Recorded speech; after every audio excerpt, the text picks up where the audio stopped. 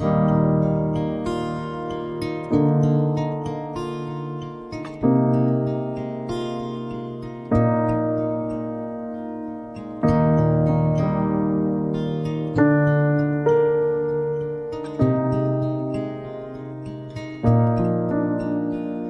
can melt the hardest heart.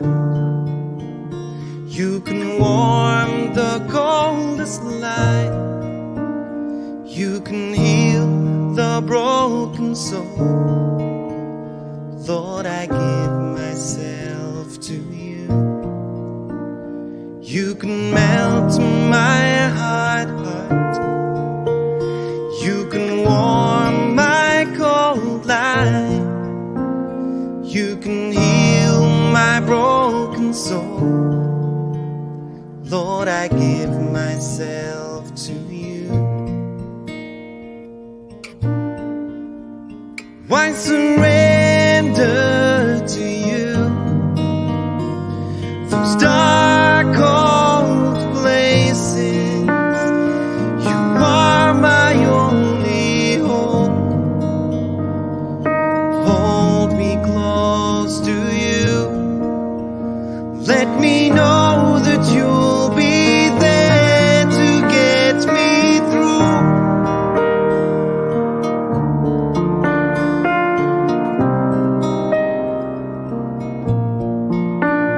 Lord, you know that I can't get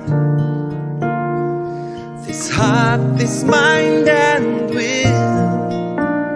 Help me lay down my pride and surrender all to you. Why surrender to you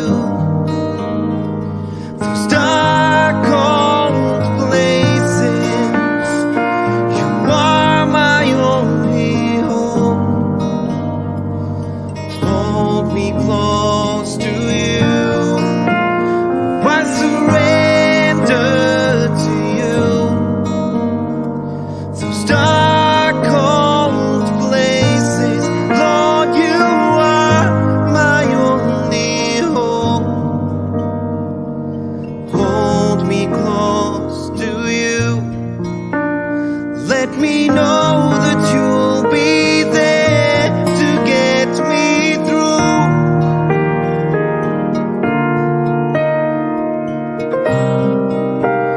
Let me know that you'll be there to get me through.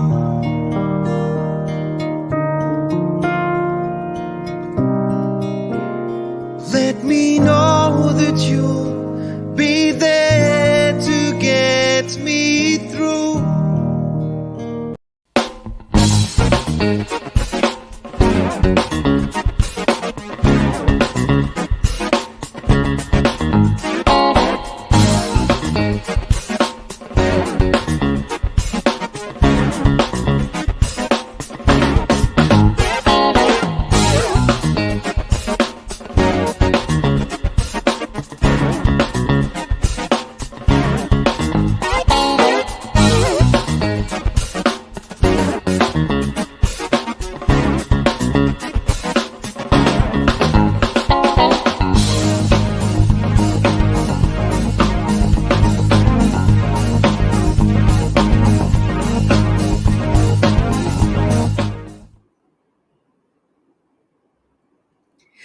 Hi, good morning, and welcome to Catholics at Home. I am Mag, and I will be your host for today's show. Now, whether you're watching us from the Archdiocese of Kuala Lumpur, the Archdiocese of Malacca, Johor, and Singapore, the Archdiocese of Penang, or the Archdiocese of Miri, or let me just say, wherever you may be watching us from, I want to say thank you for joining us this beautiful Saturday morning. Now, this morning, we're going to take a look at the more humanly side of the priesthood on Behind the Robes as we uncover and understand more about the most recent clergy transfer exercise that was done in the Archdiocese of Kuala Lumpur. Now, of course, my name is Mag, and it is going to be super exciting to find out more about this whole exercise. And trust me, okay, if you have questions, we want to know what's on your mind this morning as well. But first and foremost, let's welcome the man himself, the one and only, the resident priest of Catholics at Home, Father Clarence Devadas. Good morning, Meg. Hi, Father. Good morning. How are you today? Very well, thank you. And yourself? Okay lah, Father. How was your, Surviving. how was your Chinese New Year? You had loads of oranges? Chinese New Year is always loads of food, Father. It seems like after Christmas you eat, and then Chinese New Year you eat again. Don't It's worry, never don't worry. ending. 2 weeks time, Lent is coming, so we can all go on I a diet. know. So quick though. I mean, can you imagine 2022? It's already February. I mean, it's already the 12th. So that means we're in the middle, Father. Yeah, It's like the last time exactly. I spoke to you was the beginning of 2022. Yeah, the blink of an eye, everything is just. I wonder where time flies. I mean, they say time flies when you're having fun, isn't it? But these things just keep going daily by every day. I mean, yeah, I but it's good. know. I mean, it's good that church is open a little bit more. We have Sunday masses. You see people. So behind the robes, there's also a human heart that longs to see people. I like the So way you say it, Father, the human heart that longs to see people. So it shows us that, priests are no different from any one of us. And I think that's how we came up with the title Moving Homes. Because when you move, there's a sentimental side of things that people often don't see. yeah. So I think it's the same thing, isn't it, for you guys too? Well, some people say that oh, you priests are trained. You know every 6 years you're going to move, and but there's always the human aspect of it.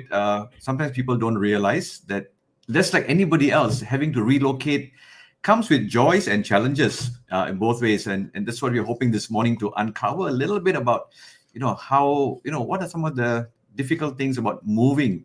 And for myself, I know, as you grow older, it's not so easy to relocate all the time.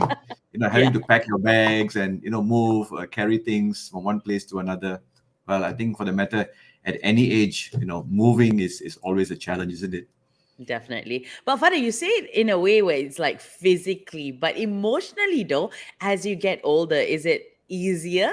Because you're like, you're stronger and you know it's going to happen anyway. Well, for me, I mean, we will hear from our guests afterwards. For me, I don't think it becomes easier, Meg, because after a while, there's a certain amount of stability that one looks for in life. As you grow older, you look for the kind of a stability.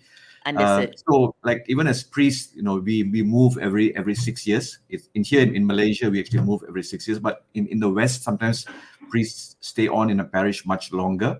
Okay. But it's like a family, isn't it? I mean, after 6 years, you have kind of like gotten to know the people. The people have gotten to know you. There's an amount of comfort that we build around ourselves, and when that comfort is I don't use the word threatened, but that's going to be kind of disrupted. There's always the natural. Disrupted is a bigger word, Father. It's a more. No, it's the same. I mean, it's like how before we all went into the lockdown. We have a certain kind of a comfort level of what we do, and all that was disrupted, and that naturally causes a bit of anxiety. No matter who you are, I mean, we are not Superman, we are not Spider-Man, we are not Iron Man. Definitely, though we sometimes we think we are, but we are not. We'd like to think we are. Yeah, I mean, we wish we had some supernatural powers, but the human aspect of it, it's sometimes, parting from friends, though we are not moving very far away, but there's this that the change. That change is always it's both good and bad. The change is good simply because we move. One of the reasons why we move is that we get more to familiarize ourselves with the different parts of the archdiocese. Also, then we're not rooted in one particular place, and so we get to move around to also expand our horizons, and maturity. Definitely, because if you move from, let's say, from an urban parish to a semi-rural parish or a rural parish, the dynamics are different. And so we get to learn too. We get to open our eyes to wider realities. So that's part of the reason also why we move. and from one place to another, and we don't get stuck to one place either. It can be both ways, Meg. I mean, honestly, sometimes people love you to death and want you to stay on forever, and sometimes people hate you to death and want you to move out forever. So it works. It's both ways. Totally understood, Father. Now, if you're joining us this morning, good morning. And if you just joined us, I hope you have your cup of coffee ready. And well, if you need a snack or breakfast by your side, you are more than welcome to get your knickknacks as you join us this morning, okay? So, of course, behind the ropes this morning, we're going to find out more about the clergy transfer exercise that was done recently in the Archdiocese of Kuala Lumpur. But before we bring on our guest this morning, just want to say hello and good morning to all of you who are joining us. We've got Abby Marie, we've got Mary Philip, we've got Bitter Sky Fruit, Louisa Weeza. We've got so many people both from YouTube and Facebook. Thank you so much for joining us. Don't forget to like and share this podcast so that we can spread the word further and also more people get to know more about the topic this morning. Okay, so I think, Father, it's time for us to bring on our guest. What do you think? Mystery guess, isn't it? I mean, this time we kind of kept people in suspense a little bit. It's very interesting. We hardly ever do mystery guests. We darken the silhouette and we give you only the silhouette, but we don't know who it is, right? So I see a lot of people guessing, Father Michael Das and stuff like that. So tell us, who do you think our mystery guests will be this morning as I welcome them? Okay, so moving homes, like for you and for I, and for you and for me, and also for Father Clarence. He said, it's not always going to be easy. As much as we know it's going to happen, we need that stability, we need that comfort, and it always brings a very bittersweet experience. So I'm only assuming that for the priests it is equally the same, but what else does this whole clergy transfer encompass, and is there something more that we need to understand? So today we speak to Jeng, jeng, jeng. The newly ordained Father Michael Das and Father Edwin Peter, who's been a priest for over 30 years, to find out more about this exercise. Good morning, Father Michael and Father Edwin. How are you today? Good morning. Good morning. I covered my face just now. Since you told my name, I said no need. I put an the one A4 that paper people were just now like guessing this. already, Father. So many people guess your name already. No, I think his silhouette. No, his silhouette was darkened, but you could to find out it is Michael as such. Yeah. Maybe mine probably was not mystery, but mysterious. Maybe. I like that. How are you both today? Michael. Oh, I am good, well and good. Just recovered from some sore throat and all that. So now getting better. So okay. That's good. Now Father happy Edwin, and good and well. Happy and good. That's all that matters. Father Edwin, yourself, are you feeling good where you are right now? Hello. Yes, we can hear you. Yeah, we can hear you. Yeah. For me, I was just worried actually this morning. Not worried about the show, but actually worried about my two doggies. I just brought them over from Sacred Heart yesterday, and they were not settled it, and they were making noise. So I hope that during the show they don't become part of the show later. It's okay, Father. We welcome everybody on the show. Your doggies are welcome too. Yeah. Okay, they're also part of the transfer. Yes. Yeah, absolutely. Who knew? Moving kennels. Yeah. Okay, so Father Clarence, our parish priest, the familiar face that we've gotten accustomed to in the past, 4, 5, 6 years, now have new homes in their new parishes with a new mission. Tell us more about this whole clergy transfer. I mean, what is the objective? What is the purpose? And what do we need to know about this whole exercise? Yeah, usually when we priests here in the Archdiocese of Kuala Lumpur, when we are appointed to a parish, there is a kind of a term, and that term is about 6 years.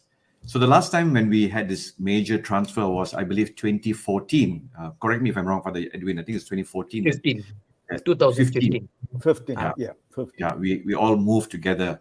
And so with the coming of 6 years now, we are supposed to have moved in 2021, but you know that the situation in 2021 where the lockdowns and the COVID and all that, we really couldn't move, and it wouldn't have been fair to move anyone, because you move to a new parish, literally you're locked down again, and it's worse when you don't know anybody in the parish at that time, and you're locked down in a house. So we kind of delayed it a little bit.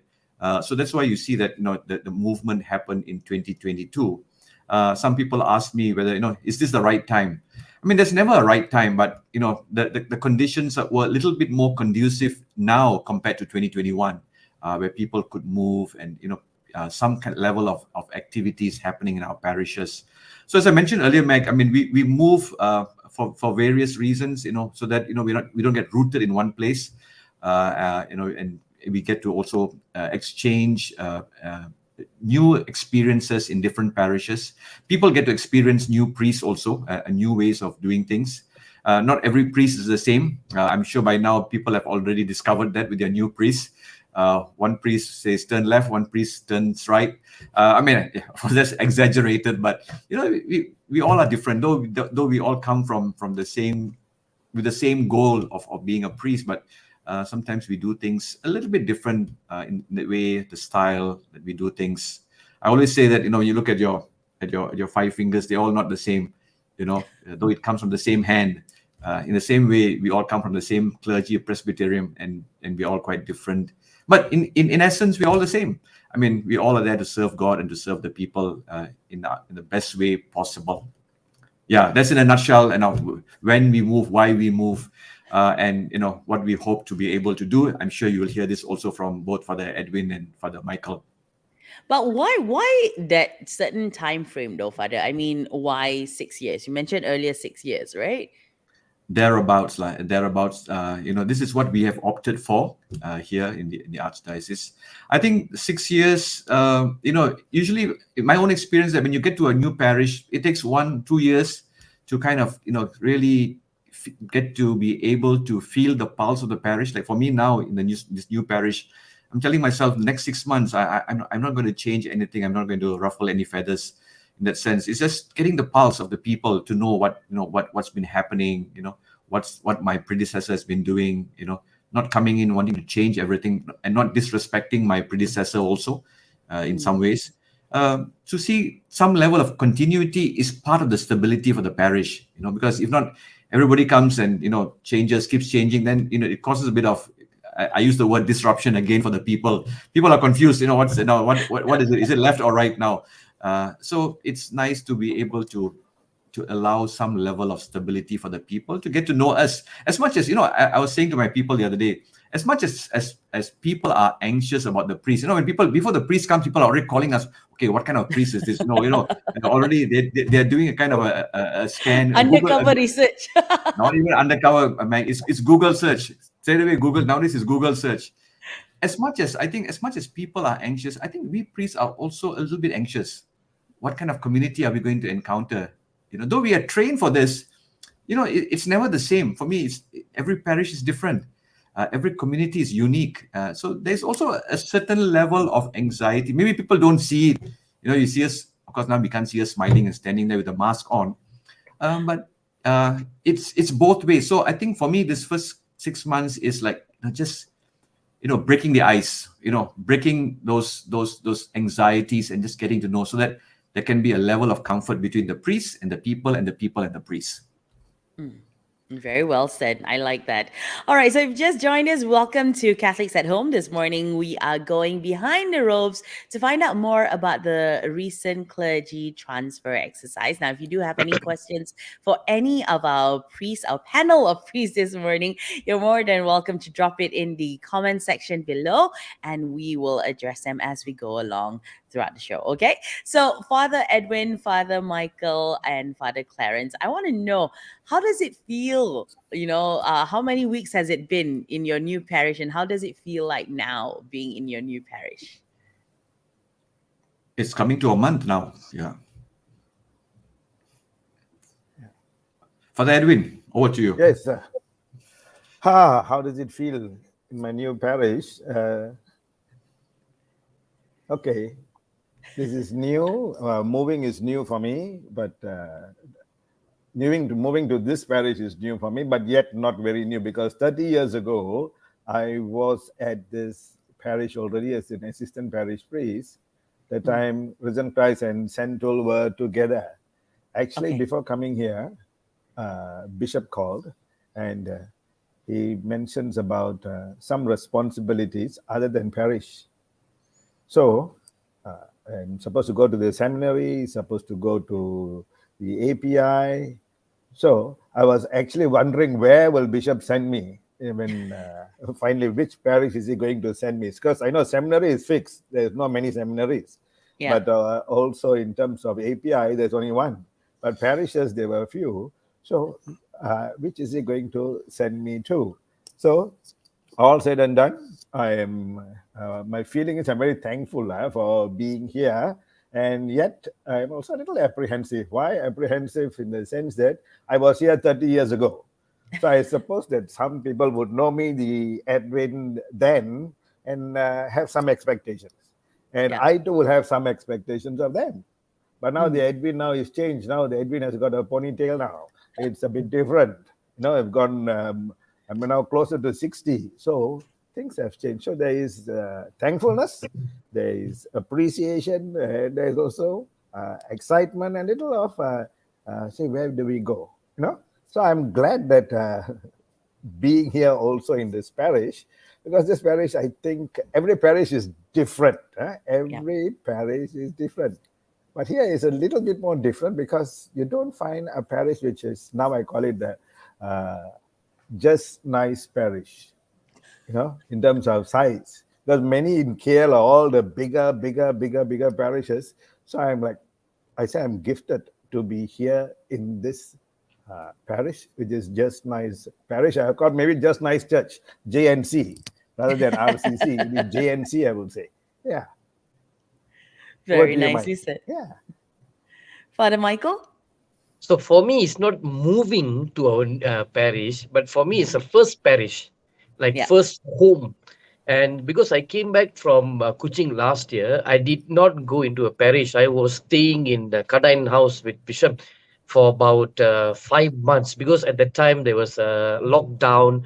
So though the masses were from Bishop's house online, so I was helping there, while even my diaconate ordination took place in that small chapel. Bishop asked me where. I said I treat this as my home, first parish, which is the bishop stays there, for the Surin stays there. So I was ordained there. Then from there, as a deacon, I moved into temporary to Tampin, just about from November to end of November, to prepare for the priestly ordination. It's not an official parish. I just tumpang, stay there to prepare. Then I came to CDM. What are my feelings right now? I'm actually excited, when you go to a new place, first time. Everything is first time for me here. First confession, first funeral masses, and then parish, and then first encounter with the people. Excited, but at the same time nervous also, because I came from a very small, Father Edwin knows, because Father Edwin was in Tampin administrator for a long time ago when he came back from India. Very small parish, but this is like an ocean for me, very big. From Kampong boy coming to a city parish, kind of nervous, but yeah, it's just the two feelings, excited and nervous at the same time. These two are blending together that in me. Hopefully, already a month, it getting slowly better. Yeah, that's all about it. Very nice. Father Clarence, yourself. I mean, in some ways, I have not relocated, in the sense that I lived at the grounds of St. Anthony. I was working I'm at the Catholic Research Center, so the parish is in the same ground. So I have not moved homes in that sense. It's just that I've moved assignment. So for me, compared to the other two, it's less disruptive in that sense. And so, as I said earlier, it's just getting to know the parish, and yes, of course. For me, it's a little bit anxious too, because though I had lived here, I've been living here since 2014, in this grounds, in the pastoral center. But it's nothing like when you get involved in the parish, it's different, and you get to know people and people get to know you. So it's a mixture of both, in the sense that yes, there's joy in getting to know new people, making new friends, and secondly, there's also trying to manage people's expectations. That's one thing sometimes I've struggled with. People have expectations of priests, as I said earlier, they have Iron Man expectations, and we are not Iron Man, and I'm not Iron Man. I don't know about Father Edwin and Father Michael does. Maybe they are Iron Man or Spider-Man or something like that. Captain America, is it, Father? Captain America. Yeah. Suddenly you said that, I kind of had a flash A of bit. or imagining Father Edwin holding the Captain America shield. Hey,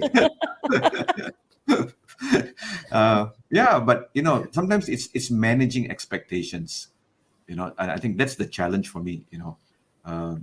And the thing I wanted to add was that, as not that I'm old, but as we grow older, we also realize that our human resourcefulness is not as how like Father Michael does. Is so young.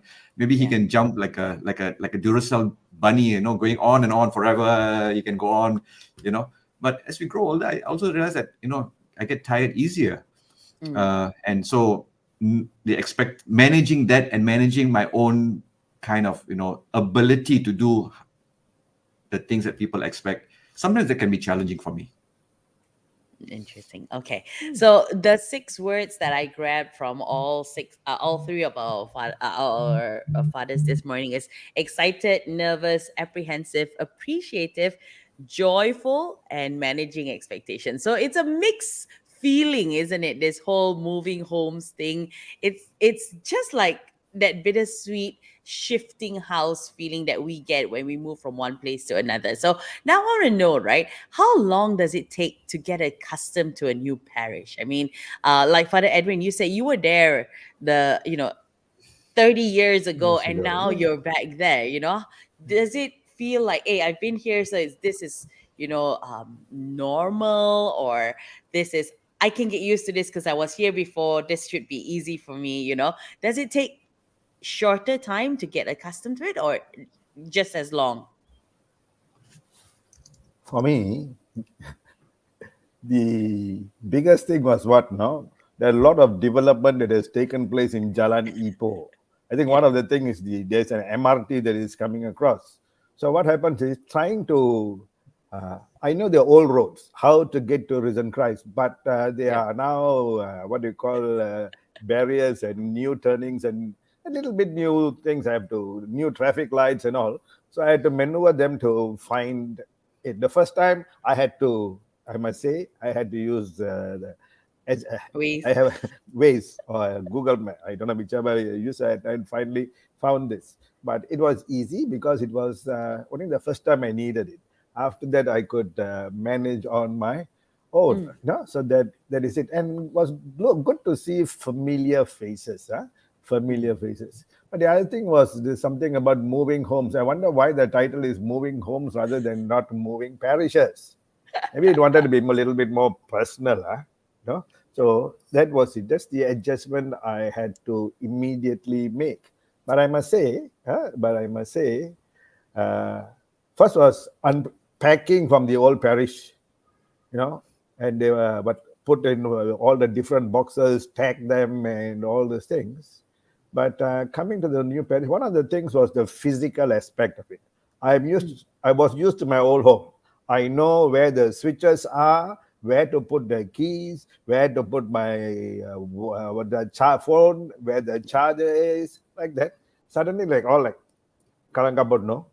Yeah. So now I have to be very careful where my boxes are, which box contains which. So I had a little time familiarizing and saying, okay, this is where I need to put my keys. That's the most important. Second one is, I think even if you don't carry your wallet, the next thing is where to put the phone.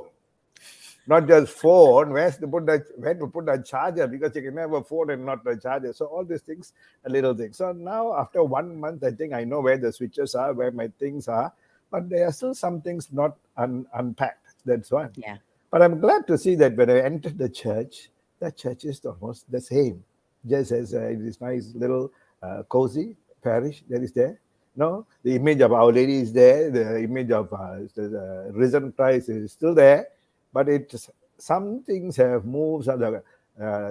some new pews are there and all those things.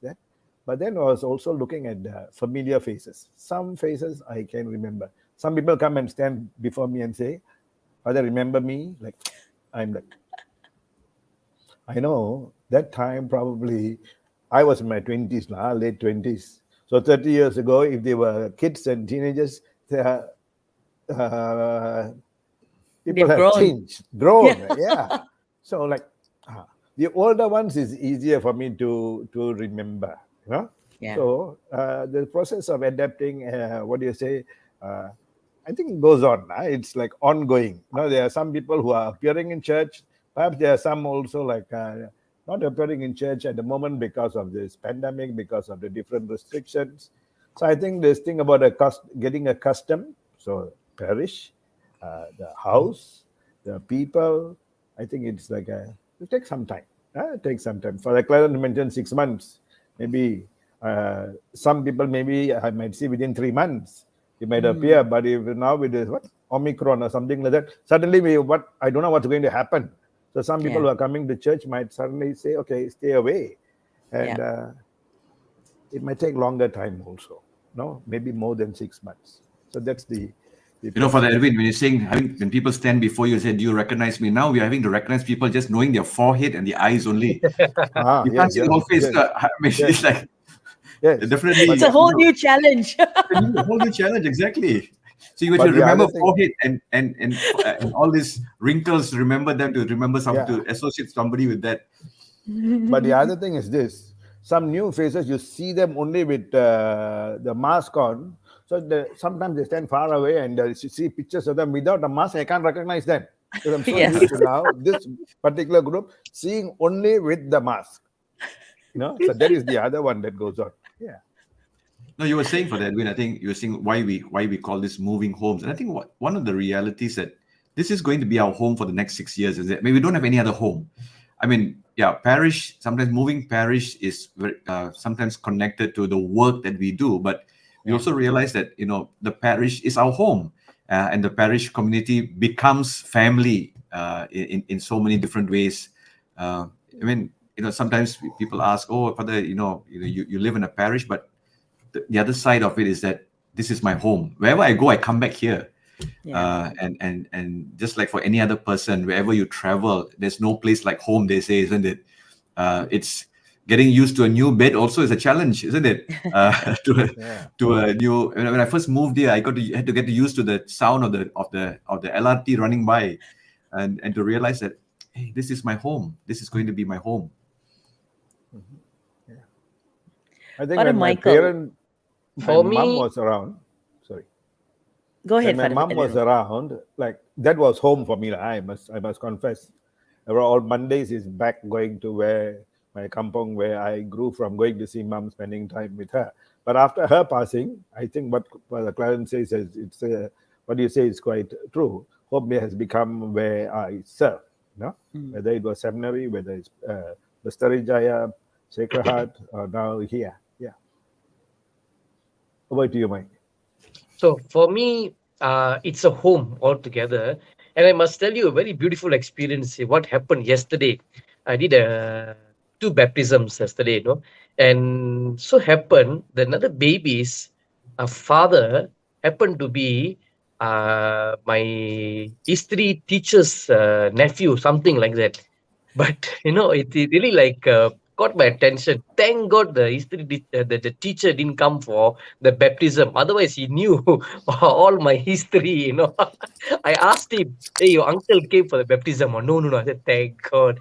So you see, I was thinking, moving to a parish like this, nobody will know, and we don't come across, or thank God Bishop didn't send me back to my home parish where everybody knew me and everything. But coming to Shah Alam CDM Divine Mercy, I was thinking, okay, can be a little comfortable here, with my own way of doing things or whatever. But it's like more than 3 or 4, 5 families, which is like 10 years ago I met them. My teacher's nephew, my teacher's niece's family, and so I was thinking, you can't run away from everywhere. So another thing, to get to know the people. The parish is very big. I can't. My problem is this: I can remember face, I can't remember names. Oh, So, same uh, here. I can't remember names. I say you, and then they got upset. Father, how come you can't remember my name? You're already 1 month here. I should have 7,000, 5,000. How can I remember particular names? So these are the struggles that still getting to know people, still like struggling to so many ministries also here, and to like what Father Edwin has beautifully put it, just adjusted the office and the room where to put your things and all that. So these are the things, but creating a home in the parish. Even though Mondays I will try to go back or once in 2 weeks, because my home is quite far. I mean 1 hour plus. So I try to go home and come back. But the creating a home in the place where I serve, even as a seminarian, wherever parish they put me as pastoral, so creating a home. So I used to this tagline: I come back home, I'm back home. We have a WhatsApp group, three of us. We have a brother here, seminarian here, 1 year pastoral. So three of us in the group. So I said, I'm going back to Tampin. I'll be back home on Monday. So these kind of some kind of terms, then they know home means here, you know. So this one thing, that moving home, maybe the title is very, very, very Apt. appropriate now. Moving homes. Yeah, that's the All thing. right. Father Clarence, for you, Hmm. like you said, you technically never moved, right? You've been there. So does it take any time to get yourself accustomed at all? Or is it like, no biggie lies, I've been here anyway? No, I think that there's a lot of change. Uh, as I said, moving into a new parish, of course, I mean, unlike the other two, so there's one aspect of that change is not disrupted for me. So maybe the disruption for them is a little bit more compared to me. Because like they said, they're having to look for where to charge their phone, where to put their keys. I don't have to go through that yet. Yeah. I'm sure that will happen soon also. But the aspect of moving into a new parish, that's just getting to know how things are. So this is what I've been doing this last couple of weeks. I've been just meeting different groups in the parish and just listening to their stories. I mean, everybody's asking me, Father, what do you want? What are your plans? I said, hey, hold on. It's nothing to do about my plans. Tell me what's been happening about you. Tell me a little bit about yourself. Everybody is like wanting to say what they've been doing in the parish. I say, hey, hold on. Tell me a little bit about yourself. I say, I want to know who you are, where you come from, where you stay, what do you do? I mean, are you married? You got children, etc., etc. I always believe that is the beginning of ministry, to know the person. The work will come later. A lot of our things in our parish, autopilot lah. I mean, you go to parish now, you got the digital, you got the ministry for the poor, you got this, you got that, maintenance, etc. All this is, of course, Michael can't say he's just the first parish, but for the Edwin and I would Yeah. probably say it's quite the same. The work is quite the same in broad categories, but the joy of it all is working with people that you know. So for me, that is it. And I have the same problem like what Michael said just now. I can recognize the face, but the name, oh my God. Sometimes I have to pretend as though I know the name and talk to the person without even calling out the name. I say, yeah, okay. So The that trick was a is, great. Father, the trick is introduce that person, and then the person will say, hey, my friend, and then they will introduce their name. Because I have that same problem too. I'm like, oh no, I remember your face, but I really don't know your name. So yeah. So for me, that's very important, Meg. I mean, the person that I'm going to work with, to minister with, that as much as they get to know me, I want to know them also, and the work will follow afterwards. I believe that. Okay. Now, since you've touched on work, right, Father? So I believe that every priest has a mission.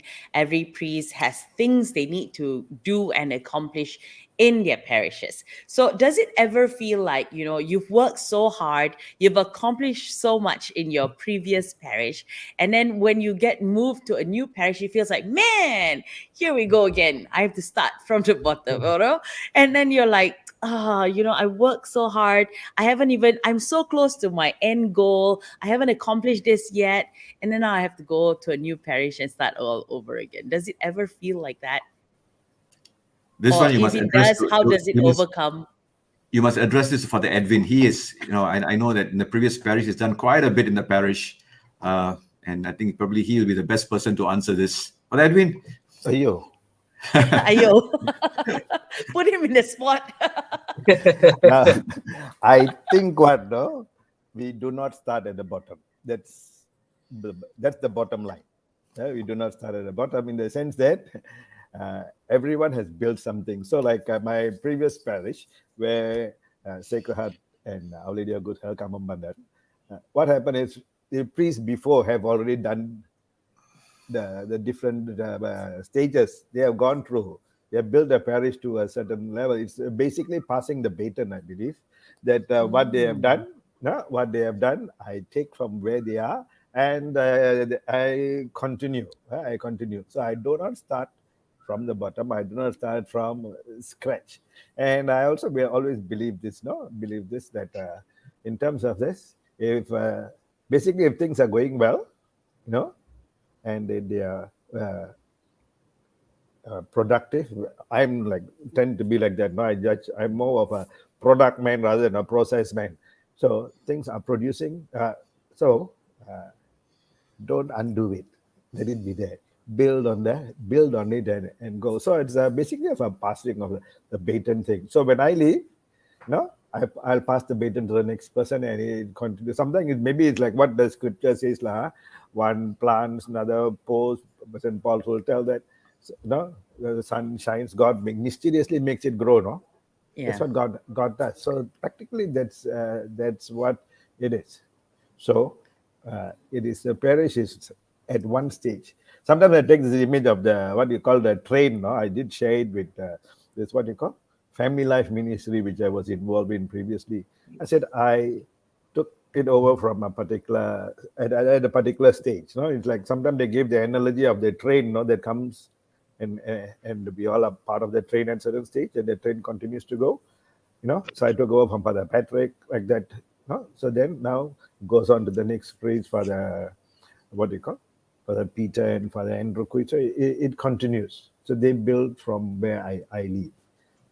So how much I can give, how much I can be, I am there at this particular stage. That's what I would say. No, Father Michael, I hope you are frantically taking down notes. I mean, this is 30 years of experience. Yeah, because it's like, no, his 30 years experience is my 30 days, 30 plus days, No, It's a long way it's to not go, just man. experience only. No, I think today young people, they have got short period, but the experience is very intense. No, you're in that sense. Today, I feel like sandwich, we have 30 years, 30 days, and 25 years.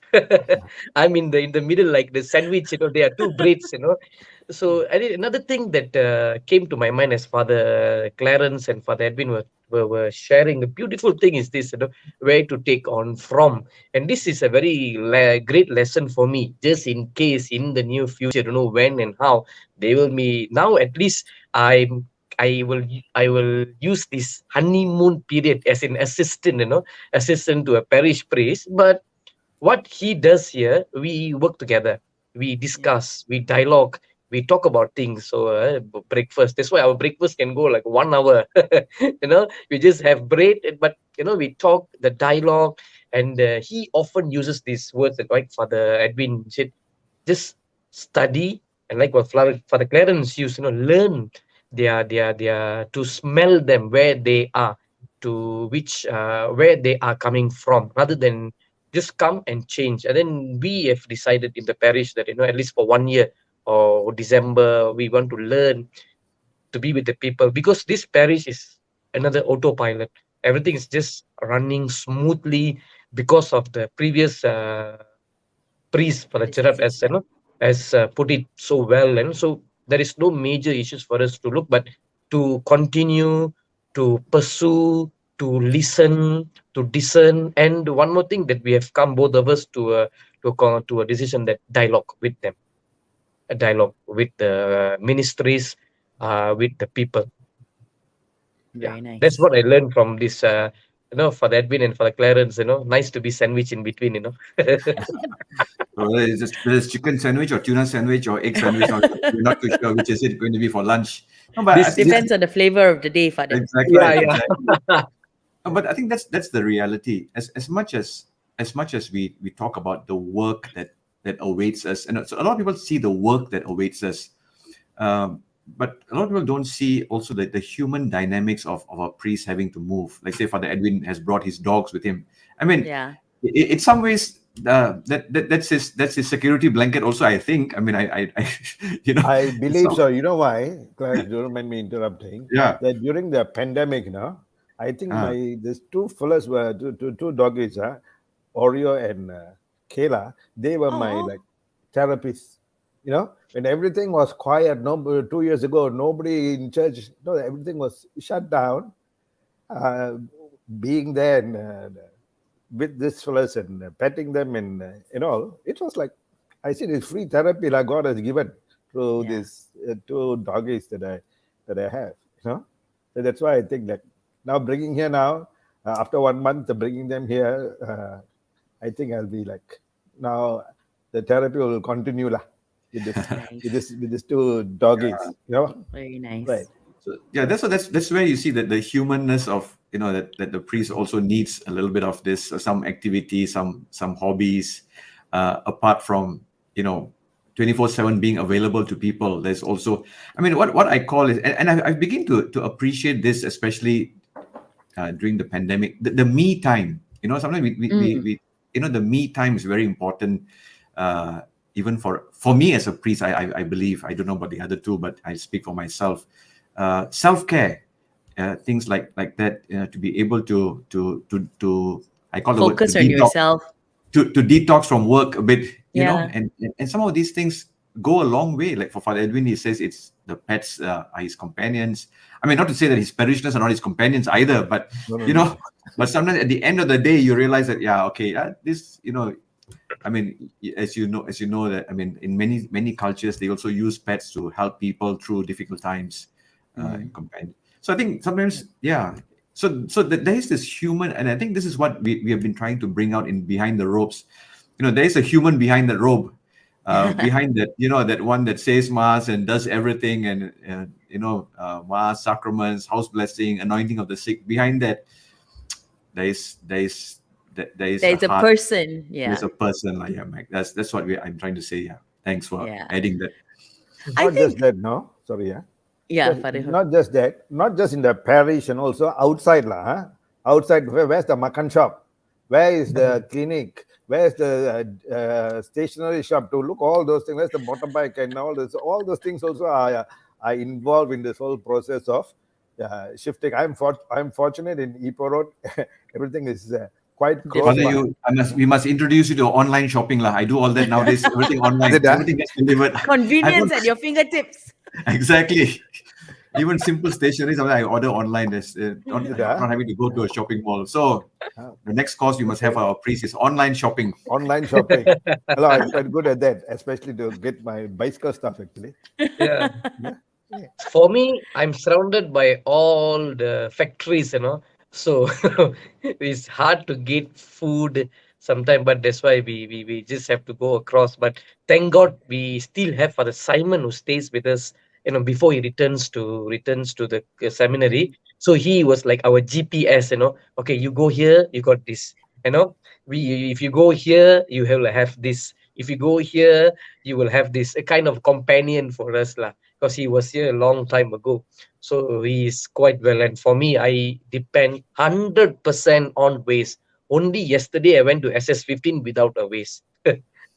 Otherwise, I need the waste badly, even to go to Puchong for Tamil Mass, I need the waste also. So these are the struggle that we humanly we this thing, So that's why the phone, we must have the data at all times. Definitely. Now, of course, on Catholics at Home this morning, we are looking behind the ropes, looking at the person. And like Father Clarence said, the heart. There is a heart, there is a person behind the rope.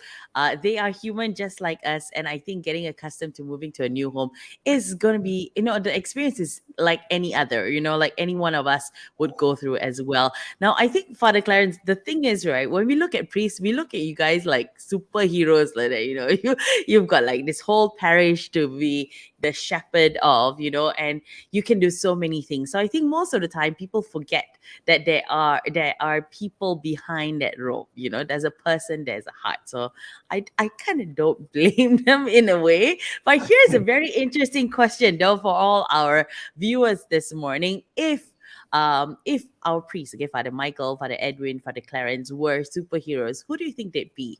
Which superhero do you think they'd be? I'd like to know what's in your mind, because I'm very sure as we talk, right, your mind's already working, like going, okay, Father Clarence is going to be Captain America, Father Edwin's going to be Thor, Father Michael's going to be who else we don't? Spider-Man. As long as they don't say we are Wonder Woman.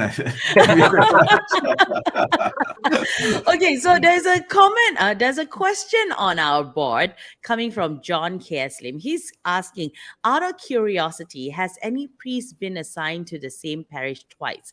Now, Father Edwin, you said you were there 30 years ago. So I'm curious, is that like double assignment? I mean, is it?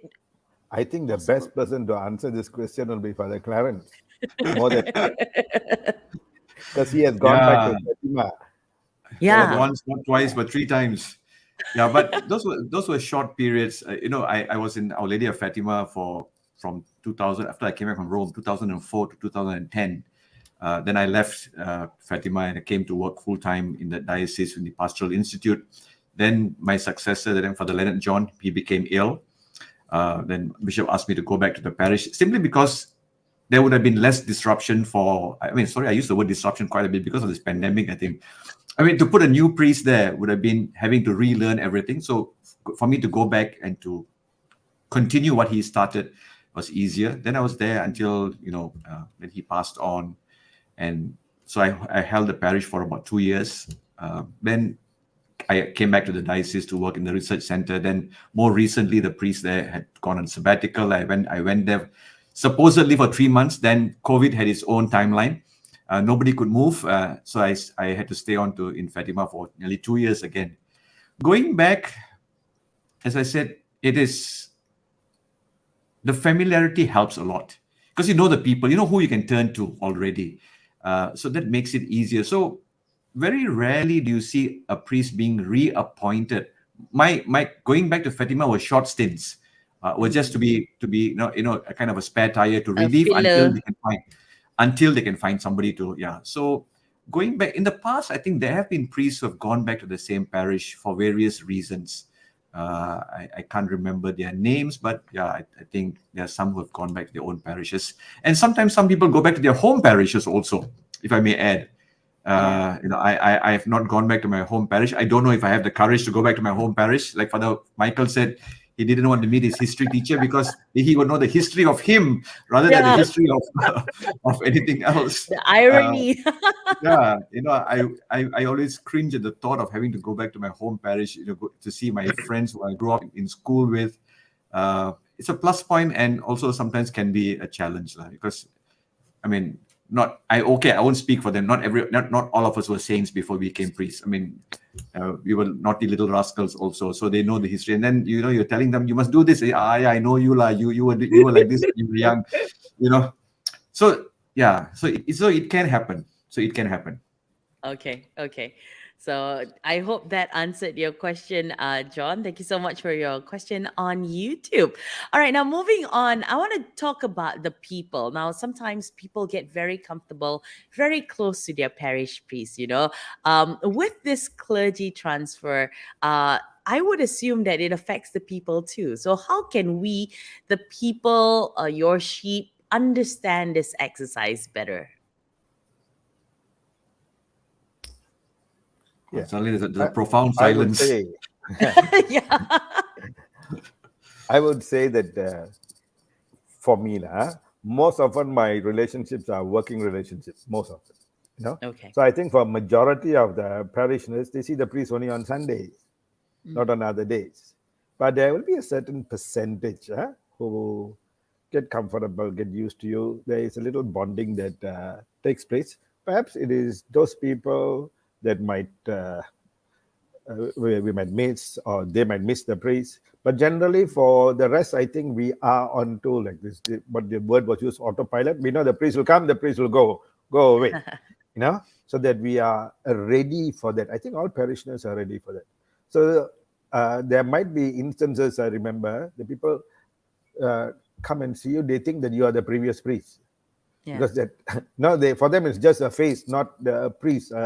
It is not Edwin as such. For them, they know just a parish priest. So that also does happen. So for majority, I don't think so. It does affect, except for a small minority, perhaps. Yeah. Mm. Father I think like Michael what or Father Father Edwin Clarence, said is anything like to add? this, yeah. I mean, just to add, I mean, people have different needs, and over the period of time, some people just need you for dispensing the sacraments. Some people over the period of time, though we start on a working, like Father Edwin says, though we start on a working relationship, but after a while, there's a familiarity and friendship that grows also, and that also, I mean, just like recently, I think the Pope was interviewed, Pope Francis, and he talked about the importance of his friends who keep him going. It was so human to say that the Pope needed friends to keep him going. And if the Pope needed friends, I mean, we all need friends, isn't it? And we all need a kind of a social network to be able to, the downtime, the me time, with a little bit of friends. I mean, it's I always think that it's nothing to do with the fact that some priests are close to only these people or close to that people. There's always the struggle that we have. But sometimes I think the reality, the way I look at it, and this morning as I was thinking, sometimes there are some people that we are comfortable with. We build a friendship that Yep. that perhaps, I not to say that we prefer them over others. Just like how you make friends in the office. There's some people that you go out for coffee with, and some you don't. Yes. Not because you don't like them, but there is no what's the word I'm looking for? Chemistry. Chemistry. That's right. Exactly. That's the word. Yeah. There's no chemistry sometimes. Though we serve all of them. I mean, we are not discriminating. Anyone who comes for something, we don't say, "Oh, I have no chemistry with you, so I can't give you communion." It's nothing to do with that. But something beyond that, there's sometimes where we can have that downtime, and those are the relationships that continue. Even though I've left many parishes, there's some of the people still call me, and we have a little chat, and things are better. Hopefully, can sit down and have coffee with them. As much as they miss us, I would also be the first to say we miss some of our friends in the parishes. I miss some of my friends in the parishes that I have left. And sometimes the distance and the work makes us forget these things. But I think this is a reminder for me, especially the pandemic, is that some of these relationships are very valuable, and they define and they keep me going, in that sense, because I need friends too. I mean, as I said, some people say I'm a superhero. No, I've not been associated with anyone yet, but I would say that I need friends. Yes, among the priests, I have friends. Father Michael, Father Edwin are my friends, and we meet regularly. But also non-priest friends, whom we can have a conversation about many other things. Yeah. Yeah. So Just to for add. me, Sorry. okay. Go ahead, Mike. No, for me, it varies from what for the Clarence and for the Edwin will be sharing. For me, first parish, I have friends in the home parish, Tampin, small parish, and this group of young people, because their father and my father all friends, and the friendship continues, and we kids, we known each other for years, and even before the ordination, half an hour, Michael. You are still, just like half an hour before the mass, she came to me, very naughty. We know each other 10 years ago in a small parish. And these are I will call them young people of the youths. They came even the morning of the ordination, they came and, they cleaned the statue without being told, So these are the friends whom I can be comfortable with. I talk to them, just go and play football with them, badminton with them, just go walking. We used to do this rosary relay on our own, 5 of us or 10 of us while jogging. We see the rosary, and then we do it every Monday morning. Now when I go home, I thought Monday morning can sleep, but hey Mike, come lah. We have a WhatsApp group, called Haram group, like that. Just simple, our childhood friends, and these friends of mine from the parish, the young people, and have kept me going. And they fetch me from airport. Sometime I never come from Kuching because I have two brothers. They have families. I don't want to disturb them. Mom and dad can't drive. Dad is, So they will come and fetch me. They will send me to the airport. And, I remember these are the friends who kept me going. I'm sure they are watching, the young people. So these are the, who said, Tanah Tumpah Darah lah. So now in CDM, that will slowly establish the friends. Yeah. Sorry for that, Vin. Sorry, just to add also, when I came to Risen Christ, after some time, like people from my previous parish, friends. So I'll say friends from the previous parish say, "How are you, Father? Help me in the setting up of this new place." Yeah. All right. Say, is everything okay? Your house is okay, and all. How can we be of a help to you? What do you need, etc. And also along the way, we get text messages also. Father, Father, we miss you. Father, how are you? So these things, even if it's just a phone call, it tells something. So you do not have to Yes. be at the parish, but a kind of a bonding that has developed. It's very warm. It's the tenderness that is there. Same also in this new parish. Also, like I said, since I was here before, some of the parishioners said, "Father, what do you need? How are you? How are you fitting in, settling in?" So those things also are affirming and help us grow. Actually, thank you. All right. The reason I asked this question is because I know of some people who, when they're down or when they're broken and they feel very close to a certain priest, right? And that priest helps them to get through that difficult time in their life.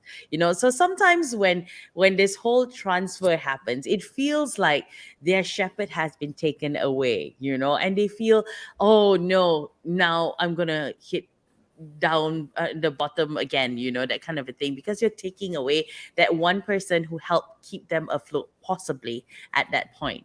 So what are your comments, about this? Because I do know a lot of people who feel that way. You're like, this priest, he helped me when I was at my lowest point in my life, or this priest helped me during my divorce, or this priest, and they've actually built that relationship with you, that friendship with you, kind of thing.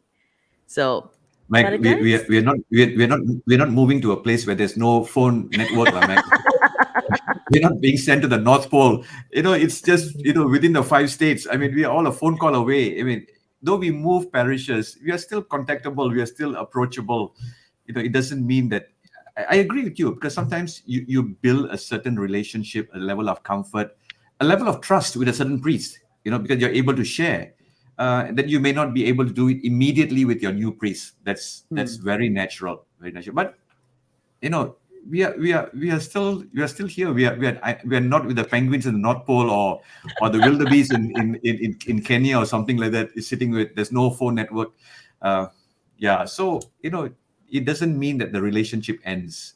Okay. Yes, we are sent as priests to a particular parish, but with this lockdown, we realize that we all become borderless. Yeah, correct. We are not confined by the geography of our parishes in many ways. And the reality is that, so I'm sure Father Edwin, he says he get text messages. I'm sure when churches open, his parishioners will come visit him on Sunday for Mass. Father Michael, I'm sure from Tampin, the parishioners, his young people will come to his Mass. So we are all still accessible, contactable, and we are not in the North Pole. What they told me, the young people told me, I want to see you celebrating Mass. I said, they said they will come suddenly to surprise me. So what I will do that weekend, I will go to Puchong for Tamil Mass. Then they will give surprise. So you see, there is a human, there is a person behind that role. Yeah. He can be just as mischievous as we are. Yeah. Because when he says that, I think, let me just try and read his mind. The thought that sometimes runs through a young priest when you see your friends and you're at the altar celebrating Mass, you say, yo, what are my friends thinking about me? I used to be like this with them. Isn't it, Michael? Yes. Absolutely, Father. You feel this. Like going for a chendol together, and what happened in that place, and going on a motorbike together, cycle together, and then swimming and all this. Yeah, this childhood memories has brought to this vocation. I will never forget that. Definitely. Okay. Father Edwin, anything to add to that? No. No. Okay. Father Clarence, I think, right? Everybody's scared to get struck by lightning. Nobody's actually telling me who they think, which superhero they think the three of you should be, except for Angeline Cross, who says Father Clarence is a superhero. She didn't specify which one. Okay, so getting into, Maybe you getting, should ask us, Meg. Maybe you should ask us if we could be a superhero, which superhero we would like to be. yeah, Father, I was just going to ask you that. So I'm going to go behind the rope and getting to know that person, right? So if you could be a superhero, which superhero would you want to be? All right. Must be one of the Avengers, lah. You know, I think we must have a few different roles, lah. When we're dealing with difficult parishioners, I would like to be Incredible Hulk. You know, but for all the superheroes, I think I kind of grew up with Spider-Man. Spider-Man, simply because I always remember this line. Correct me if I'm wrong. I can't remember exactly, but it said, it's his uncle who will tell Peter Parker. He says, with great powers come great responsibilities, isn't it? Yeah. I've always remembered that line from Spider-Man. Yeah. So for me, I mean, it's nothing to do with swinging from one place to another and having webs coming out of my wrist, but I think that line kind of caught me. Yeah. So for me, it's maybe Spider-Man. Spider-Man. Okay. Father Michael? I think Superman. I don't know why. Oh, I mean I don't watch movie. I very less watch. I love musics and all. So since small I was attracted to him. I don't know why. I have no reason. Because it's a that's why red underwear, whenever lah, Father. seminarians they call me, come Mike for movie. You're wasting calling me because I'll go and sleep there. I'm not good for movies. For songs, yeah, I enjoy even Tamil movie. Very less, very less, very less. Nice. Yeah. Yeah. So Okay. maybe he says Tamil movie, his superhero might be Rajinikanth or Kamal Haasan. If they're considered superheroes. Yeah. But even that, But very less. Father Edwin? For me, superheroes, you ask me, I also do not know, lah. Because those days when I was little, there was no TV at home. It was just that the papers, the News 3 Times, I think, at that time, always on Sunday there'll be a magazine sheet.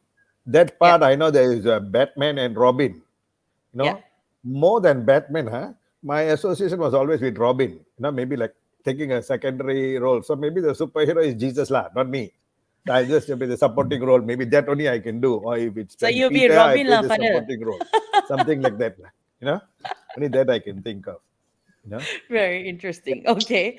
So what motivates you and keep you going?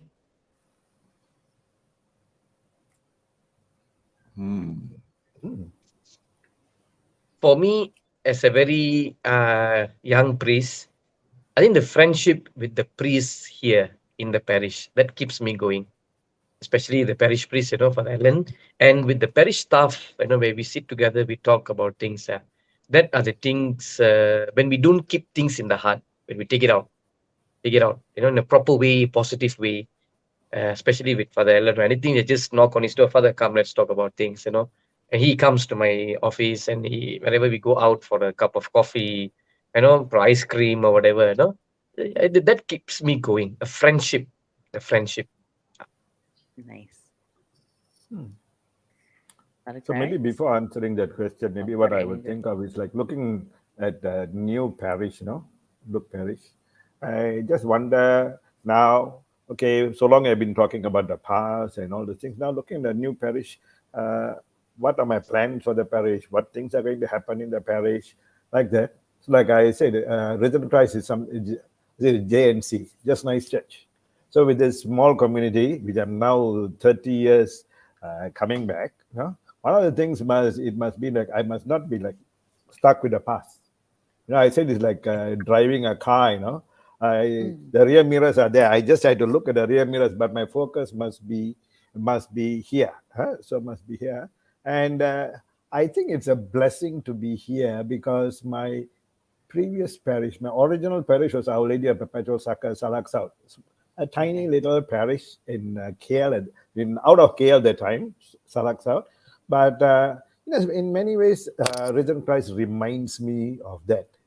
It is a small community church, community. So when I look at that the church now here, risen Christ, that community, I think, is something very strong. The sense of community. I think that somebody mentioned the other day the word together.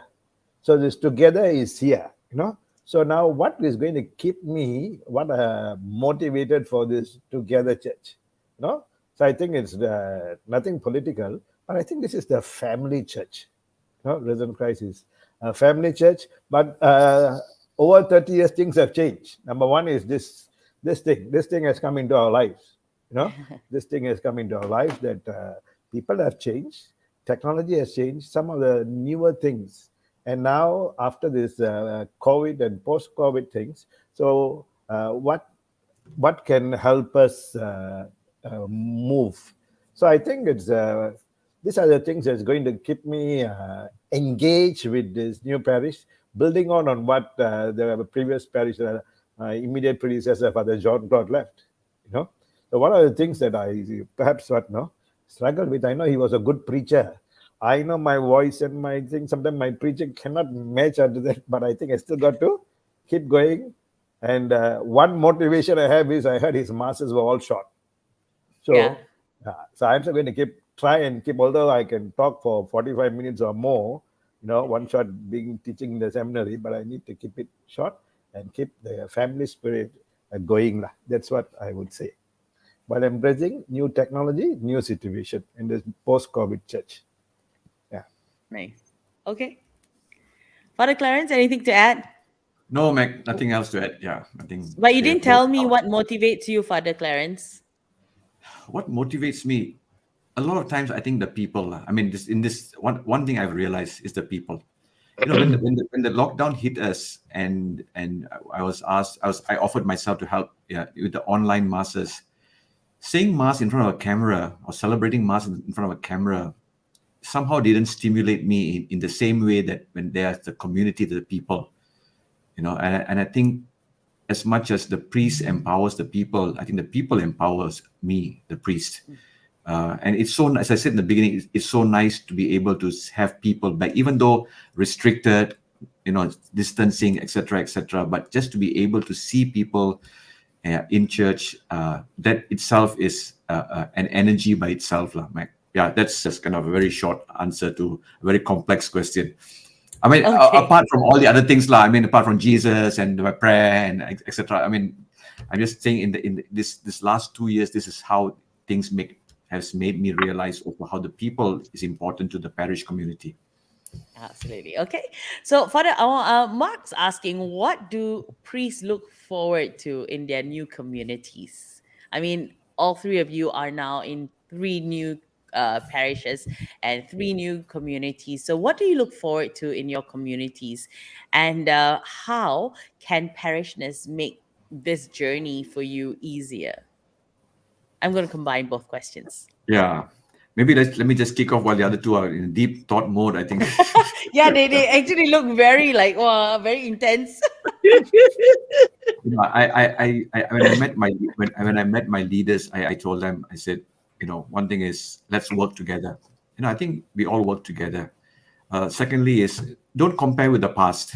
Very often we make comparisons, and that itself becomes a stumbling block sometimes. Even for us priests, I cannot compare this parish with my previous parish, and tell the people, don't compare this priest with the previous priest. But let's find a happy, a kind of a situation to work together. And given whatever, like Father Edwin said, some of my predecessors' strength is my weakness. Some of my strengths would have been my predecessors' weakness. So now we are at another phase. Let's move. And I tell them very, very clearly, I said, the past, something that I cannot change. Whatever happened in the past, none of us can change. We can't go change. We can't go back into a time machine, go back and try to undo. But the future is in our hands, and we have the present to shape the future. Let's make use of the present to shape the future and allow God to work through. Yeah, that's what I in a kind of a nutshell, I keep saying to people what we can do to make things better for our parish community. Father Clarence, after this, I need to cut that part, right, and keep it for myself, because the way you said it, like, wow, so motivational. But it is, so meaningful. Father Edwin, what would you like to say to that question? What's the question again? I don't know. I got thinking here, thinking there. What do you look forward to in your new community, and how can your parishioners help make the journey easier for you? Okay, I normally say this. I both ways, like parishioners and me. I said, I meet you where you are, but the end when I leave you,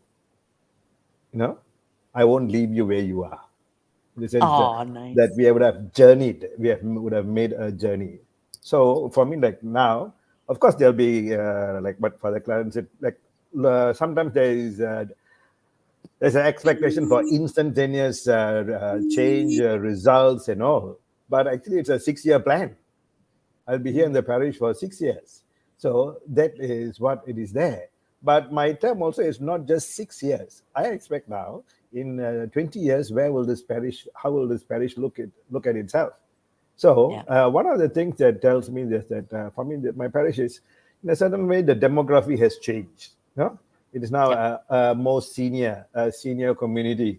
So I need to cater for that in terms of the physical facilitation and all those things to make sure things are the simple thing, whether the floors are even and etc. But that is not all. The demography has changed in the sense that today we have Bahasa speaking in a community who are there. I was surprised to see the Bahasa a significant number. So looking at that, I said, okay, now it's not going to remain the same. 6 years, maybe 30 years from now, how will risen Christ be? Where will this community be? So I think the one that comes to say is taking from the synod, it says what? Communion, participation, mission. I think these three go together. Communion with God, communion with one another. And I also always say participation. Church is not a church where people serve you. It is self-service. So Father Clarence put it another way, let's do it together. So in that, everybody needs to contribute. Everybody needs to contribute, and yet not to become an inward-looking church. That we are a church that is outward-looking, that is mission. I think that the synod helps this in a very real way. Okay, yeah, that's what I'm going to say. Thank you. Nice. Father Michael. Just in short, I would like to ask the people to embrace one another with love, peace, and trust. These are three things that I always keep with myself. So that we love one another, we trust one another, then we can serve in peace in the parish. Despite we have clash of opinions, we have different thoughts, different ideas, but when we sit together, there should be a love and trust. And it's all process. It's a journey. It's not a destination. We stop there. No. It should be going. And but finally, it's just that we pray for one another. That's the hallmark of all the hope that we have as a priest in the church. Thank you. Lovely. Very profound, all three of you. Wow, I'm so motivated this morning. Now, we are coming to the end of the show already, but Father Clarence, I have a surprise, okay? I'm going to do a little rapid fire segment where I have only 5 questions, but I need from the three of you are very short answers. So basically, the first answer that comes to your mind when I ask you this question is your answer. So, Father Michael, Father Edwin, you guys good with this? Even if you're not, you've got no choice, you're there. Thank I God give a it's short. long answer so that you don't have to go to the second, third, fourth, and fifth question. No, lunch What did I is do until tomorrow? words. lunch is All right. waiting. Lunch is Lunch is waiting. waiting. Okay, so just 5 questions. We will go this way. Okay, so from Father Michael, Father Edwin, and Father Clarence. All right, so that sequence. Ken? So anti-clockwise. All right, the first question: what is your deepest fear, Father Michael? Deepest fear, failure. Wow. Failure. Father Edwin? Expectations. Father Clarence? For me, it's expectations. Managing expectations. Yeah. All right. I would have said cockroaches, but okay. Second question. What is your favorite rainy day activity, Father Michael? Walking around the church. Father Edwin? Rainy day, physically raining or what? Yeah. Basically, reading. Nowadays one everything is phone, lah. Social media and phone. Okay, so is that your favorite activity? Okay. Father Clarence? Cup of tea with Spotify on. Nice. All right, third question. What is your hidden talent? Father Can I Michael? skip this question? No. Okay, I thought I can't cook. I managed it last night after the Tamil podcast show. I'm lazy to go out and just went up to just cook something. Wow, okay, boleh makan lah, you know. So that's your hidden talent. Nice. Father Edwin? Get people working. Wow. That's very important talent. I agree. Father Clarence? I think one thing that people don't know is about the ability to play some musical instruments. Yeah, I think I don't tell my parishioners because they will make me play the organ and say the mass at the same time. So I don't tell them that. But it's not circus, it's mass. Yeah. Okay, Yeah. next question. What is your favorite pick-me-up meal? Father Michael? Bread bun. Okay. Father Edwin? Pick me up means? Pick me up means if you had a long day or you had a bad day, that meal makes you feel good or makes you feel warm or I'm like sorry, soul lah. food. I'm sorry, lah. It has to be durians, but don't get it all the time. Yeah? Nice. Yeah. Father Clarence? Meal wise, I don't have a particular meal that lifts me up, but a drink, maybe can I put a drink to it? Yeah. Yeah.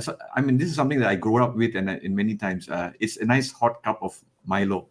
At the end of the day, sometimes you feel down. That's like comfort food for me. Just at the end of the day. Yeah. You can sometimes. tell that our priests are very Malaysian. We got bun, we got durian, and a cup of Milo. Settle. And finally, what is your favorite word? Father Michael? Word. Mm. Trust. Father Edwin? Trust. Kind. Kind. Kind. Father Clarence? Favorite word, they're all very spiritual. I think my favorite word is la. Like any other Malaysian, every other word there's a la somewhere that comes so regularly. So I think that seems to be the Kind word. lah. Kind, yeah, that's the word that comes out of my mouth so regularly. Yeah, We can't hide our ropes, lah, Father. That's why. yeah. These guys are Even the so title- spiritual. Yeah, No, the trust, title says- hope, No, she asked hobbies. such a strict, serious question. So Yeah, that's why give a I said, serious okay, answer. wow. Let's answer. I mean, my favorite I always trust lah. Hey, trust me lah, like that. No, trust God lah, like that. I said kind because I need to grow in that area, lah. So there is a reason for everything, lah, Father. It's not that just they're holy, that's all. Okay, so there you go. That's your 5 questions. Thank you so much for participating in that. So we have come to the end of the show already, and I think we've cleared up quite a lot of questions that's been on our mind about this whole clergy transfer exercise. And we want to thank you, Father Michael, Father Edwin, and Father Clarence, for actually enlightening us on this whole topic this morning and getting to know the person behind the robe as well, because I think I learned so much from all 3 of you, and I realized that you all are very profound when you speak, very motivational. So guys, you want any good speakers, who to get in touch with, okay? I should get the one with the Roman collar. Before we let you go, what are your final words or your advice, or I don't know, anything you want to say to our viewers and your parishness out there? Please pray for us, priests. We need your prayers. That's all. All right.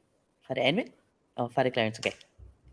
For me, the word comes to my mind very quickly is let's work together. Let's walk together. Father Edwin? Now it's my turn, but I said 2 things. One is we are celebrating World Marriage Day. To all the couples who are married, say, we wish you and we pray for you.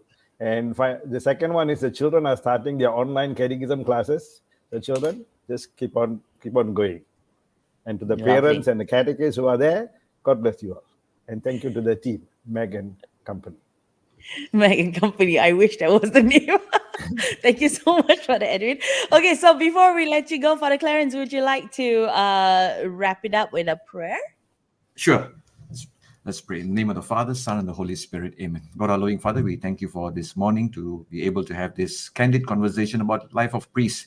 We want to pray especially for all our priests this morning, in a special way, the priests in the Archdiocese of Kuala Lumpur who have taken office, who have moved homes, or who are readjusting. We ask you to bless them during this time of transitioning. Bless the communities that they serve, also that they may be coming forth to help our priests to feel at home also in this place where we will be for the next few years.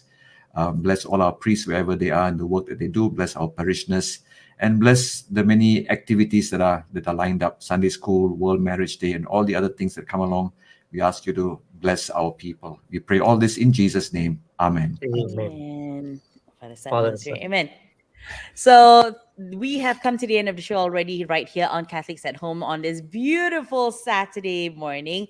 We're like approximately 6 minutes to noon, so half a day gone by. I'm going to wish you a fantastic rest of the day, and rest is a key word here. So if you've been hustling all week long, take this weekend to relax, slow down a little bit, and rest yourself as well. Okay. Thank you so much for joining us right here on Catholics at Home. We will be back next week with a new topic for you as well. If you'd like to get in touch with us, you can always drop us a DM, a PM, depending on which platform you're on, or drop us an email as well. All information is available on our Facebook page and YouTube too. So till we see you again next week, you have a great weekend, and we'll see you soon. Bye-bye now. Have a great weekend.